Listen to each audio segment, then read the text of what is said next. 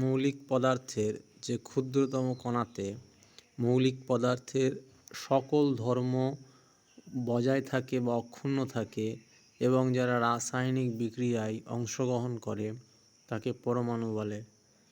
Electron আবিষ্কার করেন বিজ্ঞানী জে টমসন। ইলেকট্রন ঋণাত্মক আধানযুক্ত কণা।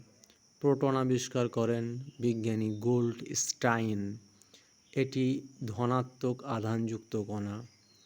1932 সালে বিজ্ঞানী স্যাডউইক নিউট্রনের অস্তিত্ব প্রমাণ করেন। পরমাণুর কেন্দ্রে যে ক্ষুদ্রতম অংশে পরমাণুর সমস্ত ধনাত্মক আধান ও ভর অবস্থান করে সেই অংশটিকে পরমাণু নিউক্লিয়াস বলে। হিলিয়াম, আর্গন, নিয়ন এগুলো হলো নিষ্ক্রিয় মৌল। কোনো একটি পরমাণুর নিউক্লিয়াসে অবস্থিত সমস্ত প্রোটন কণা ও সমস্ত নিউট্রন কণার মোট যোগফলকে ওই পরমাণুর ভর সংখ্যা বলা হয়।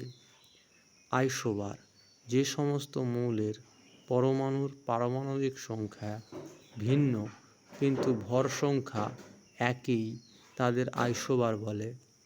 যে সমস্ত মৌলের পরমাণুর পারমাণবিক সংখ্যা ভিন্ন কিন্তু নিউট্রন সংখ্যা একই তাদের আইসোটোন বলে।